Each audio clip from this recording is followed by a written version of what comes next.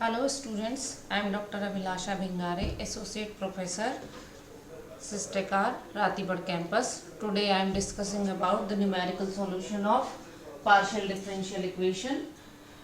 Last lecture तक हम लोगों ने जो है ऑर्डिनरी डिफरेंशियल इक्वेशंस के न्यूमेरिकल सॉल्यूशन की डिफरेंट मेथड्स के बारे में पढ़ा और उसके क्वेश्चंस किए।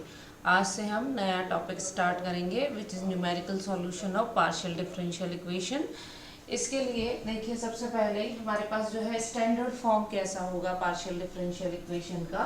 तो जनरल फॉर्म जो होता है पार्शियल डिफरेंशियल इक्वेशन का वो होगा a del 2u upon del x square plus b del 2u upon del x del y plus c del 2u upon del y square plus d del u upon del x plus e del u upon del y plus fu plus g is equal to 0। इसमें a b c d से लेके g तक जो है ये functions होंगे x and y के।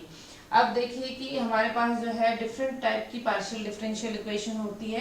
इसमें हम अकॉर्डिंग टू कंडीशन देखेंगे। देखिए जो भी गिवन पार्शियल डिफरेंशियल इक्वेशन होगी वो एलिप्टिक होगी कब? जब b स्क्वायर माइनस 4ac जो है वो क्या होगा? लेस देन 0 होगा।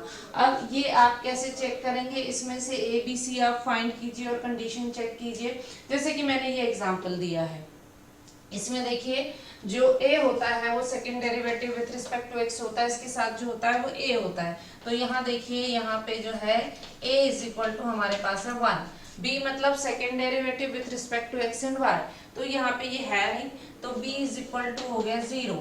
और c मतलब second derivative with respect to y जो है उसके साथ जो भी होगा यहाँ पे, तो यहाँ पे कितना है 1, तो यहाँ c भी हो गया 1। अब देखिए इस कंडीशन में रखते हैं b स्क्वायर मतलब 0 square minus 4, a is 1 c is 1 मतलब 0 माइनस 4 इज लेस देन 0, तो minus 4 is less than 0। That means ये जो इक्वेशन है ये किस टाइप की इक्वेशन है? Elliptic equation. देखिए अगर मैं इसको रखती हूँ b स्क्वायर माइनस 4ac में, तो ये हो जाएगा 0 minus 4 1 that is minus 4 and this is less than 0। इस कंडीशन को सेटिस्फाई कर रहा है। इसका मतलब है कि ये जो इक्वेशन है ये कौन सी है? एलिप्टिक है, और ये जो है स्टैंडर्ड फॉर्म की लाप्लास इक्वेशन भी है। ये आपको मालूम होना चाहिए कि इस तरह की जो इक्वेशन होती है del 2u upon del x square plus del 2u upon del y square is equal to 0, this is standard form of Laplace equation. इसका भी सॉल्यूशन हम अभी आगे देखेंगे। अब सेकंड जो है पैराबोलिक होगी। जो भी इक्वेशन गिवन हो वो पैराबोलिक होगी। इसमें कंडीशन क्या होती है पैराबोलिक के लिए? b square minus 4ac is equal to 0। यहाँ से भी आप इस इक्वेशन से भी a b c निकालेंगे और इस कंडीशन में रखेंगे तो ये 0 के इक्वल आएगा, इसीलिए ये पैराबोलिक होगी। And this is standard form of one dimensional heat equation. Heat equation की जो होती है वन डायमेंशनल, उसका इक्वेशन है ये। और थर्ड है हमारे पास हाइपरबोलिक। कोई भी इक्वेशन हाइपरबोलिक कब होगी? जब b square minus 4ac is greater than 0 होगा। इस इक्वेशन में भी हम देखेंगे ये एक्चुअली x और y में नहीं होके t और x में है, कोई फर्क नहीं पड़ना है। आप यहाँ से भी a b c का वैल्यू निकालिए और इसमें पुट कीजिए। अगर ये ग्रेटर देन 0 आता है, ये ग्रेटर देन अगर 0 आता है तो ये जो इक्वेशन होती है ये कौन सी होती है? ये होती है हाइपरबोलिक इक्वेशन। और ये जो है ये वेव इक्वेशन का स्टैंडर्ड फॉर्म है। ये यहाँ अगर प्लस आ जाता है तो ये लाप्लास हो जाती है, और अगर ये इज इक्वल टू आके यहाँ पे कोई कांस्टेंट हो जाता है तो ये वेव इक्वेशन का स्टैंडर्ड फॉर्म है। इस तरीके से हम कंडीशन के अकॉर्डिंगली चेक करेंगे कि किस तरह की इक्वेशन होगी। तीनों ही तरह की इक्वेशंस का जो है सॉल्यूशन हमको करना है। अब जो है फाइनाइट डिफरेंस अप्रोक्सीमेशन के थ्रू पार्शियल डिफरेंशियल इक्वेशन को हम कैसे सॉल्व करेंगे, इसके लिए हम एक मैश ड्रॉ करते हैं। मैश में मैश पॉइंट्स कहाँ होते हैं, डेरिवेटिव यूज करके, जहाँ भी जैसे ये जो डेरिवेटिव है इनका कैसे वैल्यू निकाल के कौन से फॉर्मूले होते हैं और उसके थ्रू हम कैसे इक्वेशन सॉल्व करेंगे, ये हम आगे देखेंगे। तो सबसे पहले हम देखेंगे कि मैश क्या होती है, किस तरीके से वो उसमें इंक्रीमेंट डिक्रीमेंट होता है, और मैश पॉइंट्स क्या होते हैं।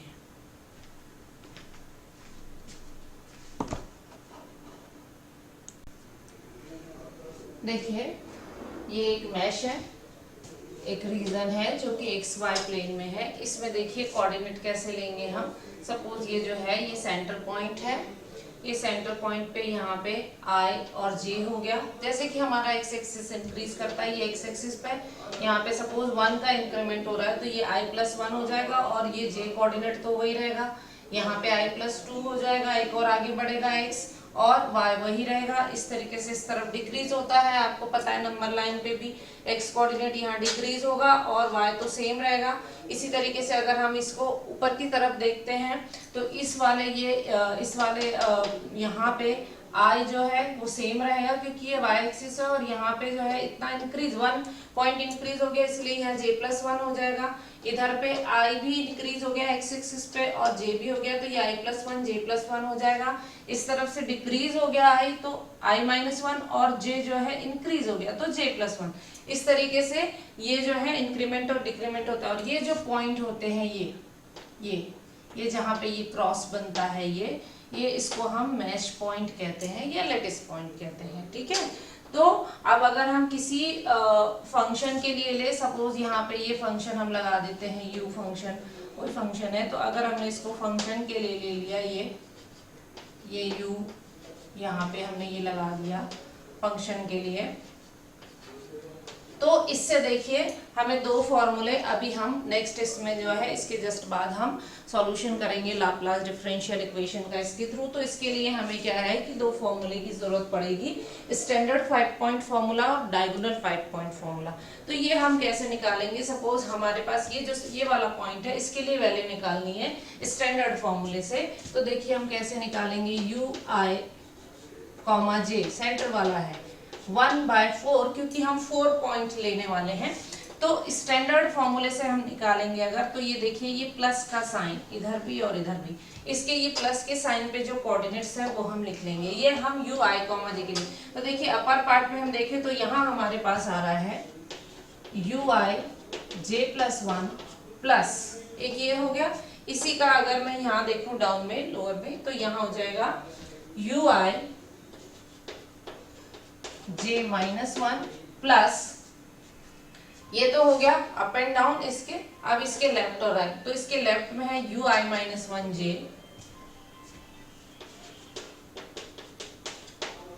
प्लस इसके ही यू आई जे के राइट में है you I plus 1 J.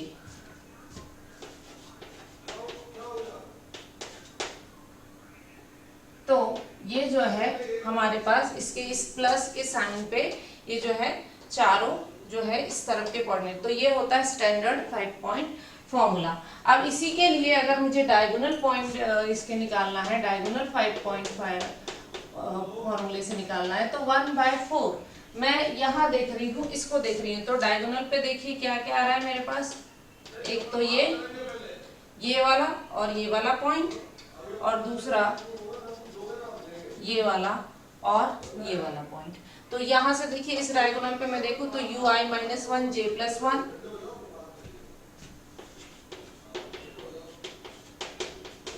Plus इसका ये तो ये हो गया 1 वर्टेक्स, इसका सेकेंड वाला देखिए तो you I plus 1 J I minus 1। एक तो ये डायगोनल के दोनों एंड पॉइंट हो गए। इसी तरीके से ये दूसरे डायगोनल के एंड पॉइंट हम लिखेंगे तो यहाँ आ रहा है मेरे पास U I plus 1 J plus 1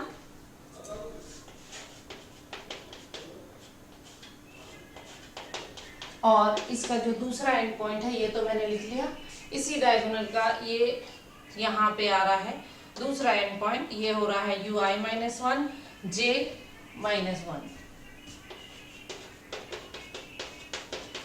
ये हो गया कौन सा फॉर्मूला, डायगोनल 5 पॉइंट फॉर्मूला। अब जो है आप स्टैंडर्ड 5 पॉइंट फॉर्मूले से कौन कौन सी वैल्यू निकाल सकते हैं और डायगोनल 5 पॉइंट फॉर्मूले से कौन कौन सी वैल्यू निकाल सकते हैं ये हम देखते हैं। तो देखिए स्टैंडर्ड 5 पॉइंट फॉर्मूले से आप यहाँ पे क्या निकालेंगे, U2, U4, U6, U8 ये निकाल पाएंगे, ठीक है। कैसे निकालेंगे आप देखिए इसको, अगर मुझे यहाँ से इसका U2 निकालना है तो मैं कैसे निकालूंगी और यहाँ से आप क्या क्या निकालेंगे, यहाँ से बाकी की जो रिमेनिंग वैल्यूज है वो आप डायगोनल 5 पॉइंट फॉर्मूले से निकाल सकते हैं, जैसे U1, U3, U7, U9।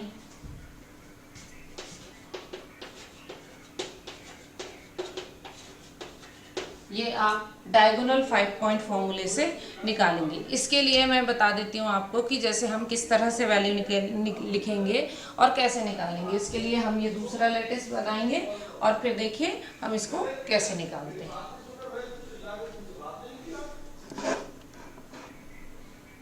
देखिए ये एक मैश है और इसमें हमें ये जो पॉइंट्स दिए हैं ये फाइंड करने हैं। तो सपोज अगर हमें ये सेंटर पॉइंट निकालना है तो इसको हम किसी से भी निकाल सकते हैं, डायगोनल फॉर्मूले से भी, स्टैंडर्ड फॉर्मूले से भी, और नहीं तो 4 कॉर्नर फॉर्मूले से भी निकाल सकते हैं। ये डिपेंड करता है कि कौन सी वैल्यूज ज़्यादा गिवन होंगी, उस इसके अकॉर्डिंगली हम यूज करेंगे इसको।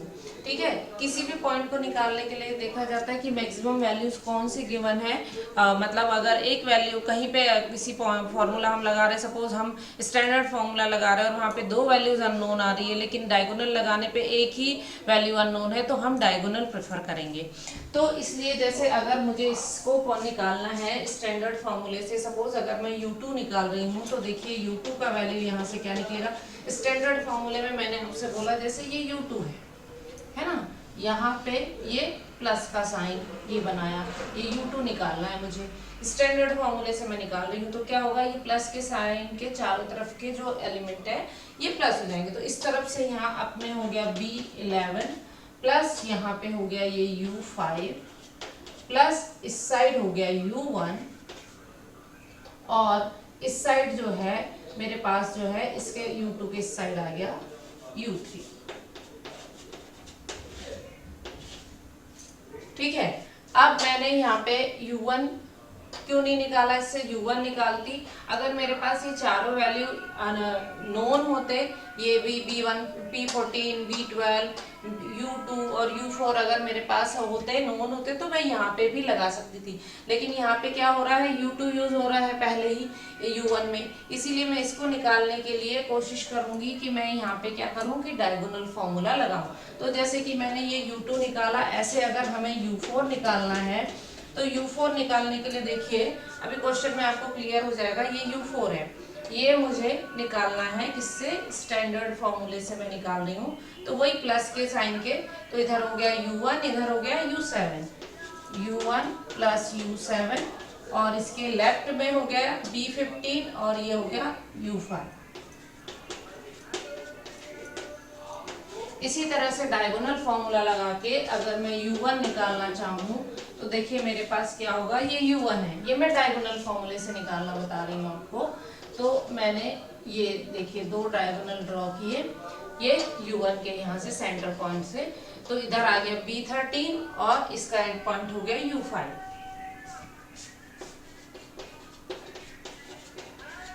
दूसरे डायगोनल के एंड पॉइंट हम लेंगे तो B11 और B15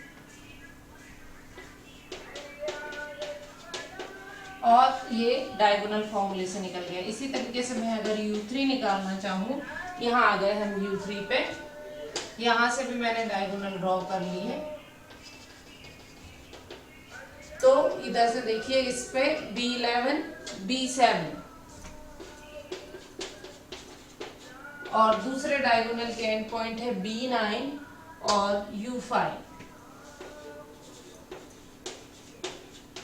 इस तरीके से हम डायगोनल फॉर्मूला यूज करके वैल्यूज निकाल सकते हैं।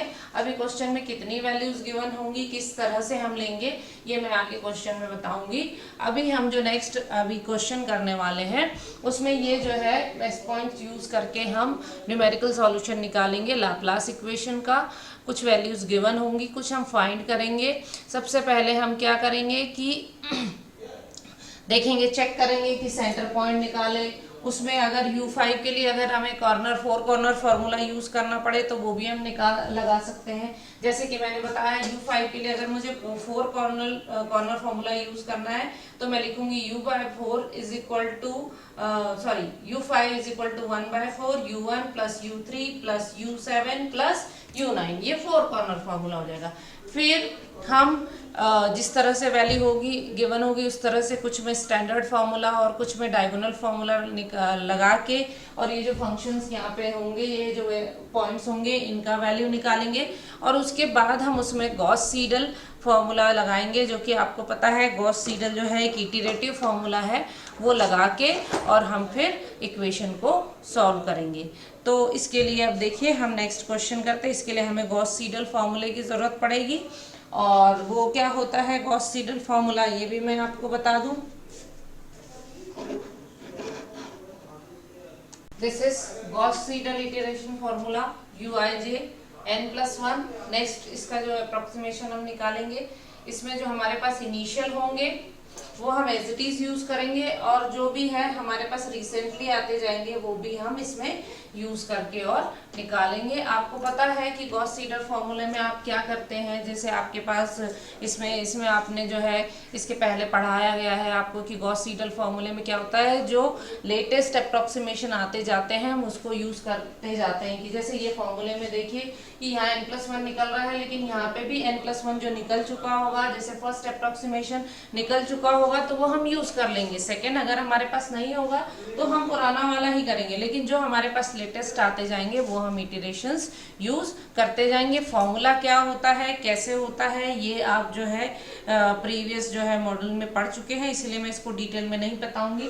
अभी हम जो क्वेश्चन करेंगे अभी, तो उसमें आपको मैं इसको बिल्कुल क्लियर कर दूंगी कि किस तरीके से कौन सा वैल्यू गिवन था, कौन सा हमने निकाला और किस तरीके से इसमें यूज किया, और गॉस सीडल फॉर्मूला कहाँ पे हम जो है जो लेटेस्ट अप्रोक्सीमेशन क्यों यूज किया और कहाँ पे ओल्ड वाला किया, ये मैं अभी आपको क्वेश्चन के थ्रू एक्सप्लेन कर दूंगी। तो अभी हम नेक्स्ट जो है करने वाले हैं numerical solution of Laplace equation, जो कि क्या है, एक पार्शियल डिफरेंशियल इक्वेशन है। उसका सॉल्यूशन हम कैसे करेंगे ये हम आगे करते हैं।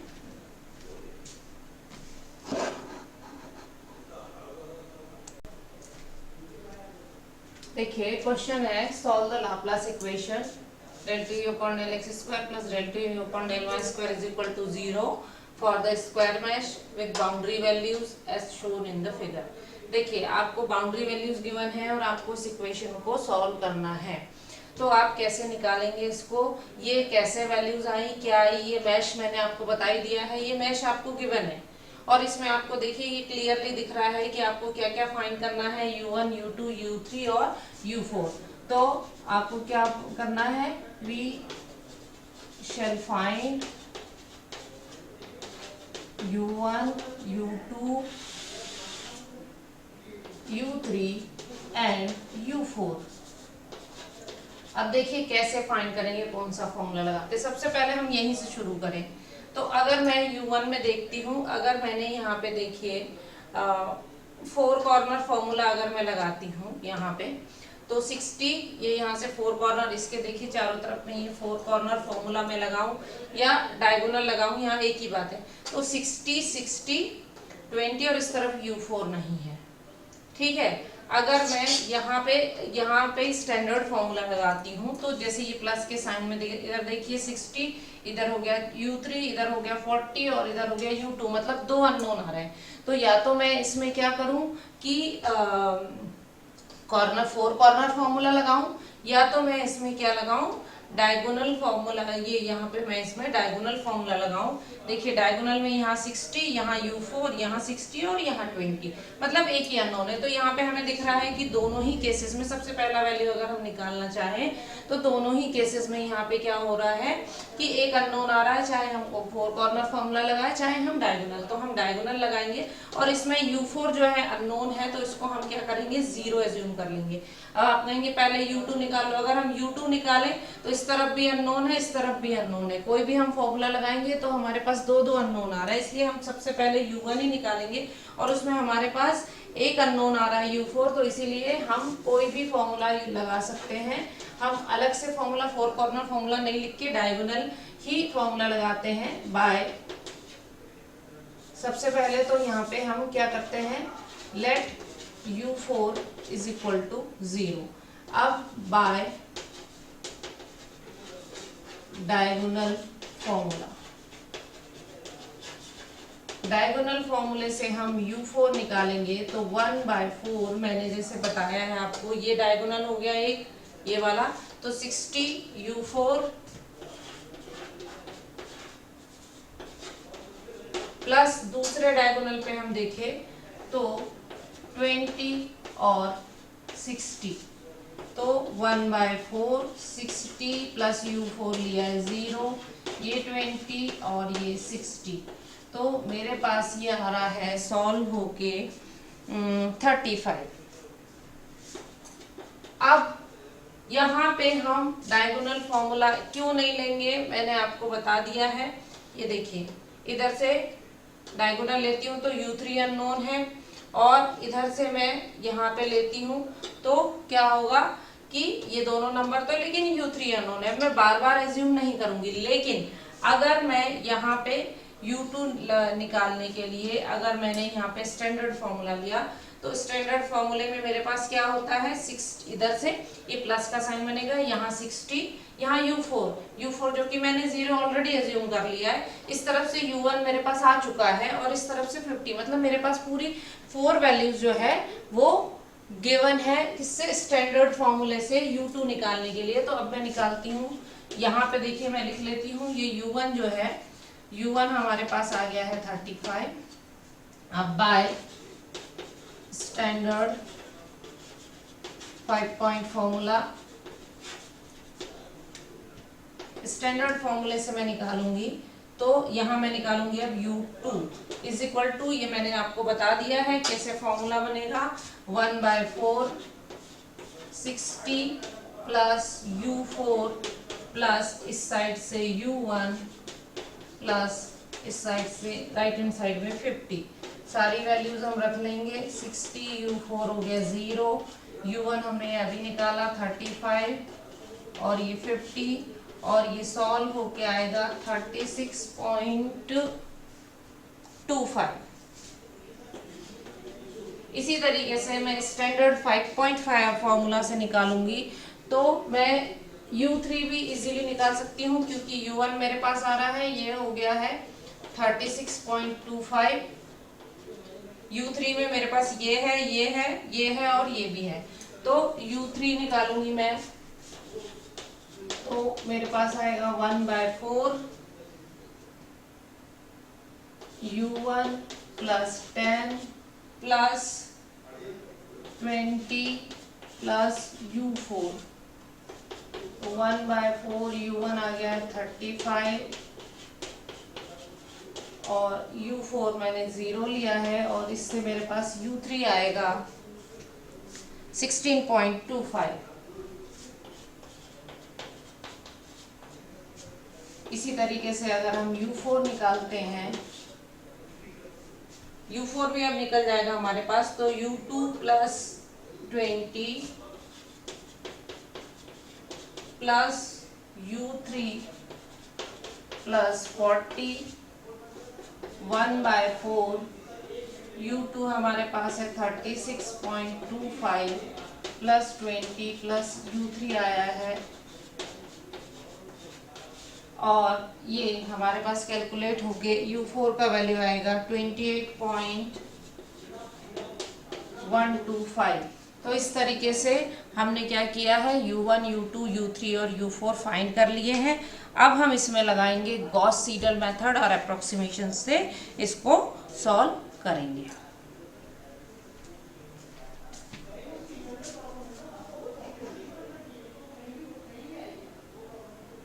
अब देखिए, ये 4 वैल्यूज हमने फाइंड की है, इनका यूज करके हम गॉस सीडल मेथड से कैसे इटरेशन निकालेंगे। देखिए, सबसे पहले मुझे गॉस सीडल फॉर्मूला लगाना है। इसके लिए फॉर्मूला क्या बनेगा, इस क्वेश्चन के लिए हमारे पास मैश है, और इसके थ्रू देखिए जब मैंने U1 निकाला था, तो देखिए ये था, और U1 जो है मैंने डायगोनल फॉर्मूले से निकाला था। तो क्या किया था मैंने, यहाँ पे ये हो जाएगा, ये U1 के लिए अगर मैं इसमें से फॉर्मूला लेना चाहूँ तो क्या फॉर्मूला बनेगा, देखिए 40। अगर मैं इसको स्टैंडर्ड फॉर्मूले से लूँ तो क्या आएगा 40, और यहाँ पे क्या आएगा U2। तो ये नेक्स्ट अप्रोक्सीमेशन ले रहे हैं हम, लेकिन यहाँ पे हमारे पास जो निकला है हम उसी को लेंगे। तो 40, क्योंकि हम U1 निकाल रहे हैं, इसमें यह यूज होगा 40 और U2 n, एक पीछे वाला प्लस इस तरफ से देखो मैं तो 60 और इस तरफ से u3n इनिशियल वैल्यू। अब अगर मैं u2 निकालती हूँ तो u2 में देखिए मेरे पास क्या क्या यूज होना है, ये है u2। तो u2 में मेरे पास इधर से देखिए कितना है, इधर से मेरे पास अगर मैं यहाँ देखती हूँ ये प्लस के साइन के, तो इस तरफ u1, तो u1 जो मैं ये निकाल रही हूँ लेकिन मेरे पास इसके जस्ट पहले आ चुका है। जैसे मैं यहाँ पे u2 का फर्स्ट अप्रोक्सीमेशन निकालूंगी तो यहाँ पे मेरे पास u1 का क्या होगा, फर्स्ट अप्रोक्सीमेशन निकल चुका होगा, तो वो वाला रिसेंट वैल्यू मैं यूज करूंगी। और इसके साथ मेरे को इस तरफ से मैं देखूं तो u4 यूज होना है, तो u4 मैं जो है पुराना वाला ही यूज करूंगी। इस तरीके से u3 जब मैं निकालूंगी तो u3 में देखो क्या क्या यूज होना है। u3 में इधर देखिए 20, इधर u4 एज इट इज पुराना वाला क्योंकि नया नहीं निकला है, और इधर से देखेंगे तो u1 हम रिसेंटली यहाँ से जो निकालेंगे वो वाला यूज कर लेंगे, और इधर से है हमारे पास 10। इसी तरीके से हम u4 भी निकालेंगे। u2 हमारे पास निकल चुका होगा इसलिए हम ये न्यू वैल्यू यूज करेंगे। u3 भी हमारे पास निकल चुका होगा जिसकी हमें जरूरत है u4 में, तो वो भी हम नया वाला वैल्यू यूज करेंगे। इसके अकॉर्डिंगली देखिए अब हम इटरेशंस निकालते जाएंगे। फर्स्ट इटरेशन के लिए हम यहाँ पे n इज इक्वल टू 0 रखेंगे। सेकेंड, थर्ड, फोर्थ जब हमारे पास दो सेम इटरेशंस आ जाएंगे तो वहां पे हम रुक जाएंगे। अब देखिए हम स्टार्ट करते हैं। देखिए ये है जनरल फॉर्मूले गॉस सीडल मेथड के। फर्स्ट इटरेशन के लिए हम n इज इक्वल टू 0 रखते हैं, तो देखिए यहाँ पे क्या होगा, n इज इक्वल टू 0 रखने पे u1 मतलब फर्स्ट अप्रोक्सीमेशन 1/4 40 प्लस u2 यहाँ पे क्या हो जाएगा 0। u2 0 कहाँ से आएगा, ये जो वैल्यूज हमने निकाली थी इनिशियल वैल्यू, इसको हम 0 0 0 ले लेंगे, तो u2 0 प्लस 60 प्लस u3 0। ये भी ये जो इनिशियल वैल्यू जितनी भी ली थी हम इसको 0 0 0 0 ले लेंगे। सारी वैल्यू जो भी हमारे पास है u2 0 की, u3 0 की, ये सारा रख देंगे और कैलकुलेट करके ये फर्स्ट अप्रोक्सीमेशन आ जाएगा। इसी तरीके से हम फर्स्ट अप्रोक्सीमेशन u2 का निकालेंगे, तो यहाँ पे देखिए जब हम 0 रखते हैं n इज इक्वल टू, तो यहाँ u21 मतलब फर्स्ट अप्रोक्सीमेशन, यहाँ पे u1 0 की जरूरत पड़ेगी, सॉरी u1 1 की, क्योंकि यहाँ पे n इज इक्वल टू 0 रख रहे हैं तो 0 प्लस 1 1, तो u11 ये नया वैल्यू ये कहाँ से आ जाएगा, ये जो हमने निकाल लिया है ये वाला रिसेंट वैल्यू हम इसमें यूज करते जाएंगे गॉस सीडल में, ये हमको पता है। तो ये वाला वैल्यू हम रख देंगे नया वाला, और इसमें किसकी जरूरत पड़ रही है u4, यहाँ पे क्या आएगा n इज इक्वल टू 0, तो यहाँ 0 ही रहेगा, इसीलिए हम ये रख लेंगे, ठीक है। और इसको कैलकुलेट कर देंगे जब हम u3 के लिए फर्स्ट अप्रोक्सीमेशन निकालेंगे n इज इक्वल टू 0, तो किस किस की जरूरत पड़ने वाली, u4 n is equal to 0 यही वाला वैल्यू रखेंगे, और u1 n is equal to 0 में यहाँ रख देंगे, तो u11 मतलब ये जो नया रिसेंट वैल्यू आया है ये हम यूज करेंगे यहाँ पे, तो हमारे पास फर्स्ट अप्रोक्सीमेशन आ जाएगा u3 का। अब लास्ट बचता है कि u4 का फर्स्ट अप्रोक्सीमेशन। इसमें देखिए दोनों ही रिसेंट वैल्यू हम यूज कर लेंगे, एक हमें u31 मतलब फर्स्ट अप्रोक्सीमेशन ऑफ u3 और फर्स्ट अप्रोक्सीमेशन ऑफ u2 की जरूरत पड़ेगी, दोनों ही हम निकाल चुके हैं, वो वाला वैल्यू हम यूज कर लेंगे। इसी तरीके से जब हम सेकेंड इटरेशन लेंगे तो हम इन ये जो फॉर्मूले है इसमें हम n इज इक्वल टू 1 रखेंगे, तो यहाँ पे देखिए first second approximation of u1 आएगा हमारे पास 1/4 40 plus u21 plus 60 plus u31, और ये जो सारी recent value first approximation of u1 first approximation of u3 हम ये सारा का सारा जब लिखेंगे तो सेकेंड अप्रोक्सीमेशन जो आने वाला है हमारे पास u1 का वो आएगा 42.0313। इसी तरीके से u2 का सेकेंड अप्रोक्सीमेशन जब हम लेंगे तो हमारे पास यहाँ पे n इज इक्वल टू 1 जब हम रखेंगे तो यहाँ पे हमारे पास आना है 1/4 u12 ये जो रिसेंट वैल्यू है प्लस 50 प्लस 60 प्लस u41, यहाँ n इज इक्वल टू 1 आ जाएगा। यहाँ पे भी हम ये सिर्फ ये वाला रिसेंट वैल्यू यूज करेंगे, तो सेकेंड अप्रोक्सीमेशन ऑफ u2 हमारे पास आएगा 46.0137। इसी तरीके से मैं u3 का सेकेंड अप्रोक्सीमेशन लूंगी फॉर्मूले में वैल्यू करके, तो मेरे पास आएगा ये 26.0157 और U4 का सेकेंड अप्रोक्सीमेशन भी हम सारी वैल्यूज यूज करके निकालेंगे तो ये हमारे पास आएगा 33.0079।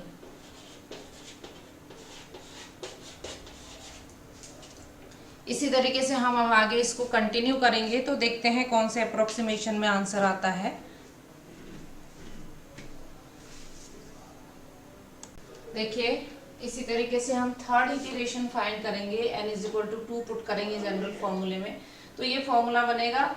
इसमें दोनों ही जो है सेकेंड अप्रोक्सीमेशन यूज होंगे U2 और U3 के, और हमारे पास ये वैल्यू आ जाएगा। इसी तरीके से जब हम U2 निकालेंगे तो यहाँ पे हमारे पास ये रीसेंट अप्रोक्सीमेशन यूज हो जाएगा U1 का थर्ड अप्रोक्सीमेशन, और इसका वैल्यू आएगा 46.5040। थर्ड अप्रोक्सीमेशन हम निकालेंगे जब U3 का, तो हमारे पास क्या आएगा, यहाँ पे भी हम रिसेंट वैल्यू यूज करेंगे U1 का, और थर्ड अप्रोक्सीमेशन ऑफ U4 ये आएगा। इसी तरीके से n is equal to 3 put करके जब हम U1 का फोर्थ अप्रोक्सीमेशन निकालेंगे तो 43.2520 आएगा। फोर्थ अप्रोक्सीमेशन U2 का 46.6260, फोर्थ अप्रोक्सीमेशन U3 का 26.6260, और फोर्थ अप्रोक्सीमेशन U4 जो है 33.3130 आएगा। फिर हम n is equal to 4 put करेंगे, वही जो जनरल फॉर्मूले निकाले थे हमने गॉस सीडल के, और उसमें हम जो है वैल्यूज यूज करते जाएंगे। तो जैसे हम फिफ्थ अप्रोक्सीमेशन के U1 में क्या करेंगे, U2 और U3 का फोर्थ अप्रोक्सीमेशन यूज करेंगे और ये वैल्यू निकालेंगे। जब हम U2 निकालेंगे तो ये जो U1 का फिफ्थ अप्रोक्सीमेशन निकालेंगे ये यूज हो जाएगा, तो यहाँ पे हमारे पास वैल्यू ये आने वाला है, U3 का फिफ्थ अप्रोक्सीमेशन ये और U4 का ये। अब इसमें देखिए ये बहुत माइनर से डिफरेंस है, ये है 43.2520 फोर्थ अप्रोक्सीमेशन ऑफ U1, और ये फिफ्थ अप्रोक्सीमेशन ऑफ U1 है 43.3130। तो हम यहाँ पे लिख लेंगे कि clearly fourth and fifth iteration या अप्रोक्सीमेशन